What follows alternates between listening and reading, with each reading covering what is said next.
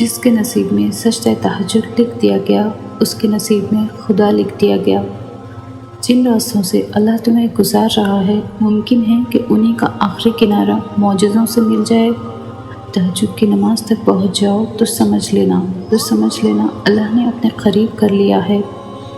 جب تم بے بسی کا رونا کائنات کے سامنے نہیں اس کے سامنے روتے ہو، جب تم سب ختم ہونے کے بعد بھی اس یقین کے ساتھ دعا کرتے ہو کہ اس کے سوا کوئی تمہیں کچھ نہیں دے سکتا، جب تم سجدے پر سجدے کرتے ہو، جب تم سانس لیے بغیر بے ساختہ اس کا نام پکارنے لگتے ہو، تب وہ تمہیں دیکھ کر مسکراتا ہے۔ تم تہجد تک خود نہیں جاتے بلکہ تہجد کو تم تک لایا جاتا ہے۔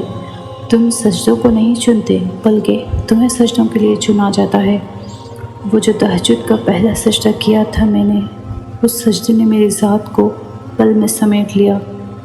تہجد کی سب سے بڑی خوبصورتی یہ ہے کہ زمین کے ساتھ کی جانے والی سرگوشی آسمان میں گونجتی ہے۔ تہجد پڑھا کرو، کوئی ملے نہ ملے رب مل جائے گا۔ مجھے کسی سے کوئی گلہ نہیں اے اللہ، بس مجھے اس قابل بنا کہ کسی کو مجھ سے کوئی گلہ نہ ہو، اور جو چیزیں تہجد میں بھی مانگنے سے نہ ملے تو سمجھ جاؤ تمہارے لیے بہتر نہیں ہے۔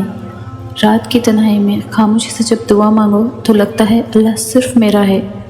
تمہیں کیا لگتا ہے جو دعائیں تم تہجد میں مانگتے ہو وہ قبول نہیں ہوں گی؟ کبھی کبھی بہت پہلے مانگی گئی دعا بھی قبول ہو جاتی ہے، اور جب وہ قبول ہوتی ہے تو ہم بے ساختہ کہتے ہیں یا اللہ یہ دعا تو میں نے بہت مانگی تھی، تجھے یاد تھا؟ ایک دن تم ان دعاؤں پر بھی یہی الفاظ کہو گے جو تم اب مانگتے ہو۔ کن فرمانا مشکل کام تھوڑی نہ ہے، اللہ جب وہ کن فرماتا ہے تو بس ہو جاتا ہے اور چیز وجود پا جاتی ہے۔